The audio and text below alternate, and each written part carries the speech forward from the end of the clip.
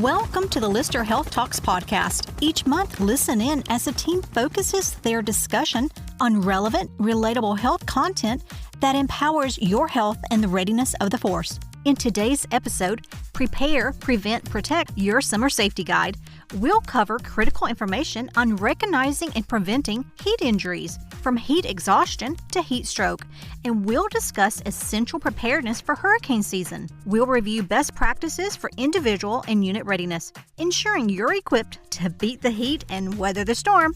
It's summer in Alabama, so let's get started.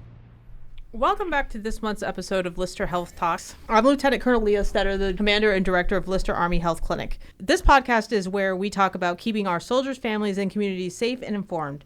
Today, we're tackling a topic that's front of mind every summer here in Alabama: hazardous weather. Summer here means two things: heat and hurricane season. Both bring serious risk if we're not prepared. So let's break down what you need to know and how to keep yourself and your family safe. I'm really excited about today's episode. We are joined today by several guests. I'm joined today by our emergency manager for our clinic, Mr. Patrick Lawson. Good morning. Our public health nurse, Ms. Ginger Tanner. Good morning. And we are actually joined virtual by our region public health officer, Lieutenant Colonel Lisa Shaw. Good morning. This is a special episode as this is our first calling guest to the show, so I'm excited about what this will bring for the future of the podcast. Welcome, everyone. First up, summer heat here in Alabama and really throughout the rest of the East is no joke. We're talking 95 degree plus heat with humidity and weather that changes on a dime. Coming from Colorado, this weather is very, very different. Let's start today. Patrick, what are some of the main dangers of summer heat that people here need to watch for? With regard to the summer heat, especially in Alabama, I think a big portion of it is the humidity. So people don't take into account how much the humidity will affect them. Making sure that they properly hydrate or that they actually hydrate prior to being out in the heat is a big factor. Humidity, especially here in Alabama, it actually hinders the body's natural cooling process. Because it's so humid, it can't evaporate our sweat. Without evaporating our sweat, we do not have our natural cooling process. So even if you're in Arizona and you're in 105, 110 degree weather versus Alabama's 95 with 112 heat index, because of the humidity, you're more likely in Alabama to suffer a heat incident than you are in Arizona. It just holds it in. It won't evaporate. Off your skin, you're sweaty, so it just stays there. Nothing evaporates. And evaporation is what causes cooling. What are some other dangers from heat that people might not realize? So besides overheating, dehydration, also sunburn, windburn. That's why we do recommend that if you are outside in Alabama's sun, that you wear SPF at least at 30. Even some chapstick with SPF at 15. That is what is recommended. I know a lot of people, in particular in the military, we're always outside working or doing things. At any given time, a heat injury can sneak up on you. Lisa, can you tell a little bit about different types of heat injuries that there are? Sure. So there's a variety of heat injuries ranging from heat cramp, heat exhaustion, to the worst of it, heat stroke. And sometimes when people are just like mildly dehydrated, they may not feel anything. But once they have some electrolyte abnormalities, they may have heat cramps in their legs or somewhere else in their body, indicating that their body's actually struggling with heat. And then once you get to the more serious, like heat exhaustion, people start to feel weak, dizzy, they're nauseous or vomiting. It could get really bad because their core temperature is getting to that higher temperature range to like over 104. Once there's altered mental status, that's when it's really bad. It's considered a heat stroke, and then we'll have to have our emergency responder come to, because at those times when there are neurological function deficits, we really have to get those service members or family members to rapidly cool down so that their core temperature can be cooled. But there's a variety of ranges of heat injuries that can happen in the summer, and that's why it's important. Prevention is heat, because heat injuries can be mitigated. Depending on the heat categories that get put out, like heat cat 1 to 5, there are different uniform recommendations for heat. So that there's like a lower temperature heat from like 78 to 84 degrees. You can just do your normal uniform wear. But once you get to the higher heat index of like category 3 or 4 to 5, you can actually do like unbloused uniforms and unbuckled web belt. For a lot of commanders, you can actually post all these heat illness pocket guides into the various bathrooms or break rooms so that the NCOs and leaders can actually follow clothing recommendations as well as work rest cycles. So having different types of controls to mitigate the heat for soldiers. And we do have a table set up right now in public health that has all the HIP guides, work rest replacement guides. Somebody does collapse during a PT session in August. What would your recommendation be to how they should respond? So to begin with, you would want to find a cool shaded area. If they've collapsed, kind of start that. And then you would want to assess their mental status by talking to them, start cooling them actively, ice bags underneath the armpits or in the groin. You would want to start doing that. And as well, if they've collapsed, we're going to go ahead and call our emergency services and get them on the way. Check a core body temp to see. That way we know where we're at as we start cooling, and just keep an eye on them until the rescue squad gets there. When the Department of Aviation Medicine conducts their MASCAL exercise for the flight paramedics that are in training, they have the immersion stands for the arms out there, as well as cooling blankets. Soldiers get, heat stroke, heat exhaustion, that sort of thing. Plus, they also monitor the wet bulb / globe temperature to make sure that they are mitigating those injuries based on heat categories. And so we can actually prepare, kind of be mindful of where the day is and what heat category we're in. That way training, we can kind of monitor the soldiers from a instructor perspective as well. That's great information. We also hear during the summer in particular, even though it is pertinent during winter as well, but we hear a lot about hydration. Lisa, if you can tell us a little bit, how much water should soldiers, kids, and even older adults be drinking on a hot day? Sure. Thank you so much for that. So I'm not sure if you guys have seen the urine monitors.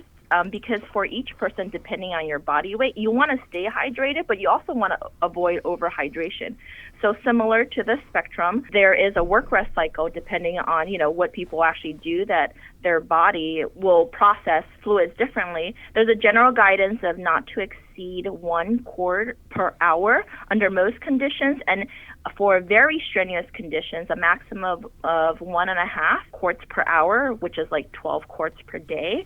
But also, one of the self-checks that people could do is check their urine, look at their urine, make sure that it's pale yellow to clear and that it's not that dark color. So everyone is different depending on the level of work, but definitely try to hydrate ahead of time, but also don't overhydrate, because on the flip side, if they overhydrate and they don't have enough electrolytes, then there's other physiological results that occur.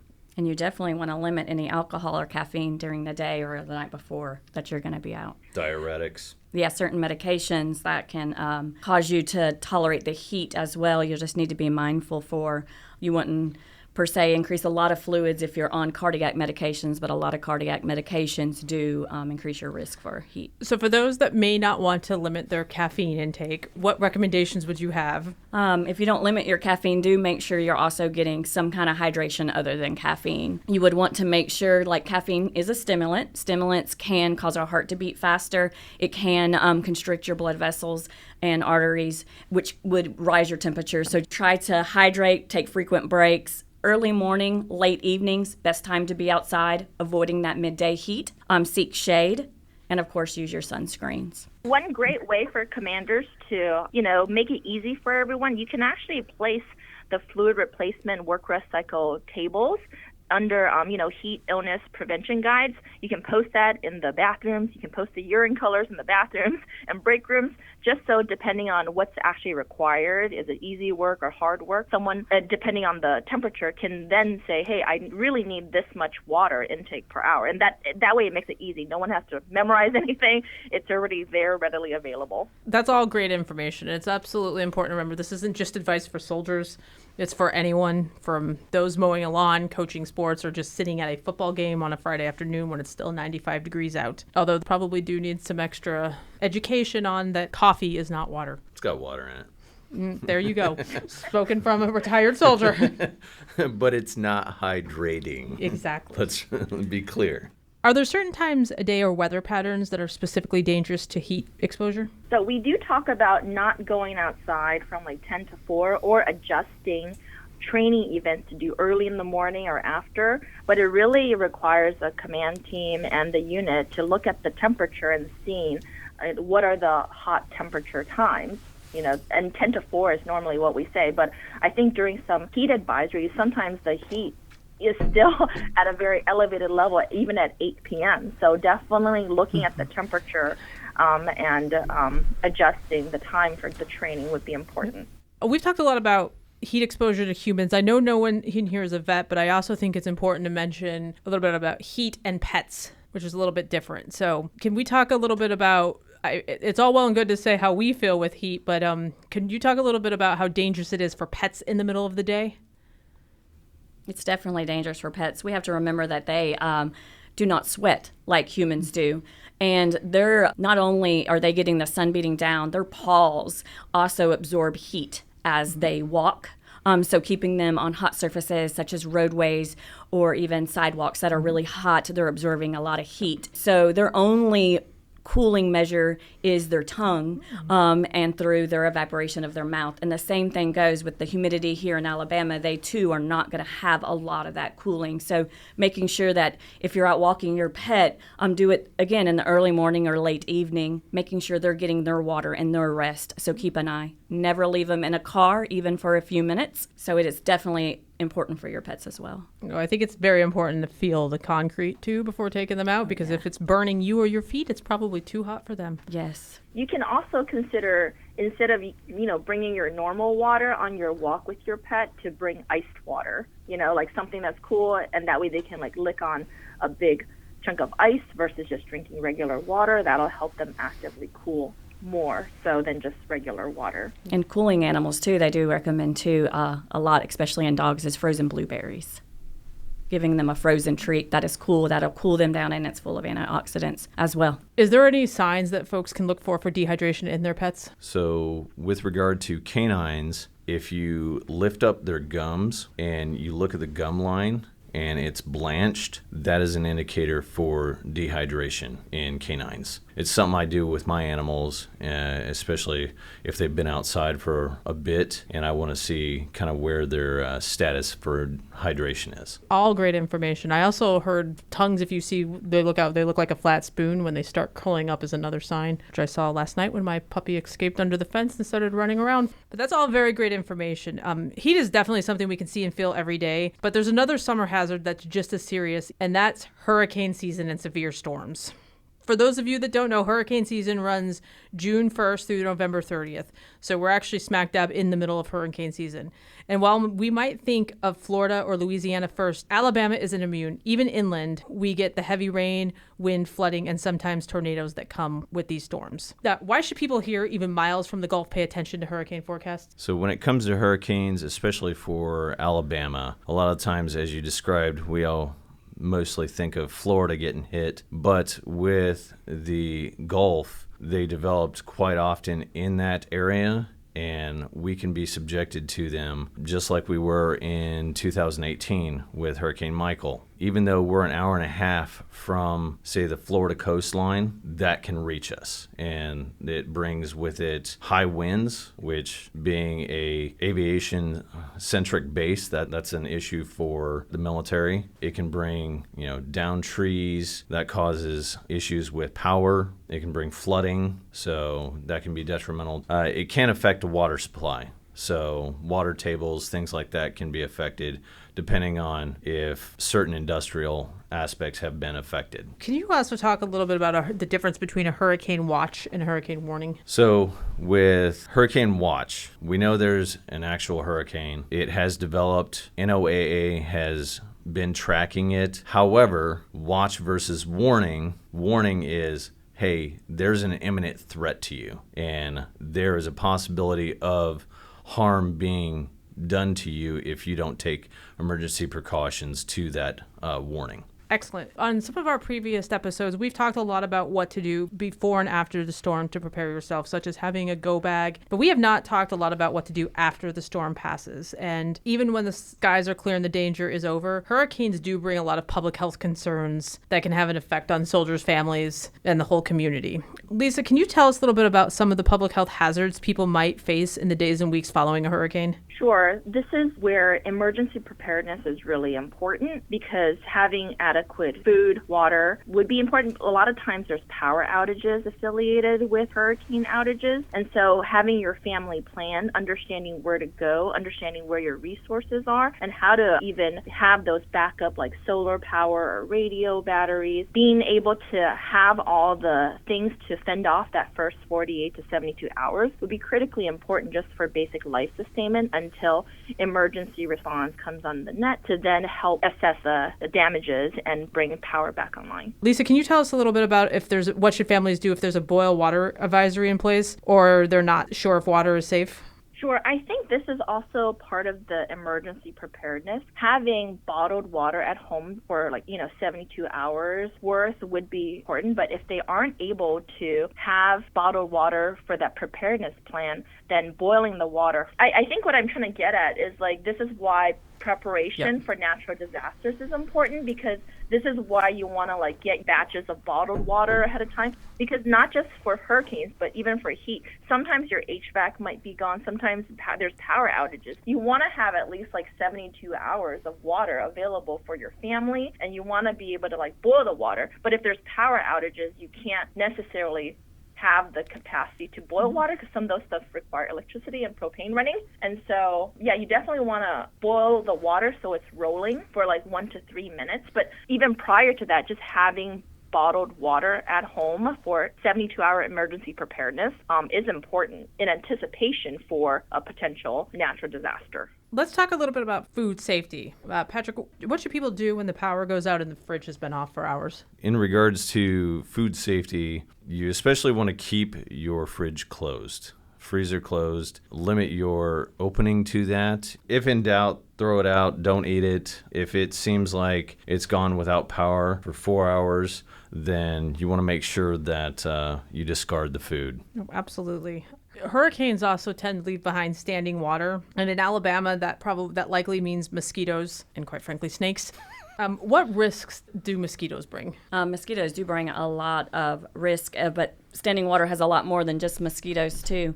But your mosquitoes do carry their vector-borne illnesses. With standing water, main things you want to do is you don't know if you can't see where the standing water starts or stops, don't go into it. You don't know if there's something underneath there, like a little current that can get you over. Down power lines could be in it, so you don't want to step in it for that reason. There's also other safety concerns. So if there's a lot of standing water, the best thing to do is avoid it unless you can see clearly. Don't pass roadways where they block because of water. Lisa, can you tell me a little bit about how families should prepare for hurricane season?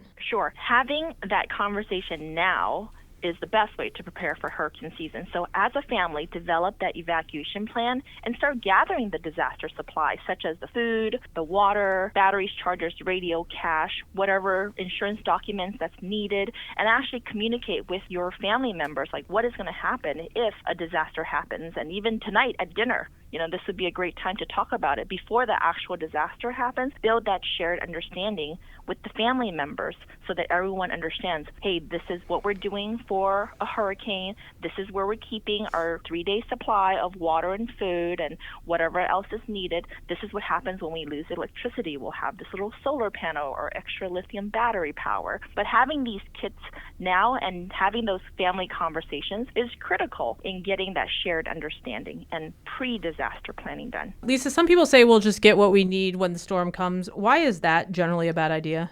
Sometimes when the hurricane is already here, it may be already too late. There won't be adequate time to respond, and places may be closed. Businesses may be closed because they themselves they may have a stay-at-home order, or they may have an evacuation order. So at that time, if you already didn't pre-plan that with your family, there will be a lot of chaos and panic. And so it's always good when things are foreseeable, preventable, cyclical, such as hurricane season. It's always great to have that refresher safety talk with the family, or even as you're preparing an evacuation plan, having those reminder talks with family members or friends who may then be part of that evacuation plan. So right now, today, is the best time to plan what you're going to do when you have a stay-at-home order versus an evacuation order, versus when the emergency hits you, you will be way behind the game. The other thing I would add, ma'am, is especially when people wait to go, I'm going to get my supplies right now when the hurricane's here. A lot of the times the shelves are depleted and there are not supplies to get, as well as fuel. We've seen it, quite a few times. We saw it with even pandemic times. We saw that. So it behooves people to make sure that they have a emergency preparedness kit. Take action today with your family so that you can prepare for both heat and for hurricanes. Have those conversations and look out for not just your family, but also your coworkers and buddies. It's really important during these times to strengthen the community bond and watch out for one another. While you're having this discussion with your family, make sure you know, okay, this is the vehicle we're going to use. If we have to evacuate, this is where we're going. It will be out of the danger zone. Make sure that your vehicle's properly equipped. Your tires are not bald. You have all the parts and pieces that are required, and that everything is prepped. That's why, as Colonel Shaw talked about, having that kit, that's going to be good, because then you can grab said kit, grab family, get in vehicle, and evacuate. But having a route and having a plan, and you can even go as far as going to Google Maps, printing that off.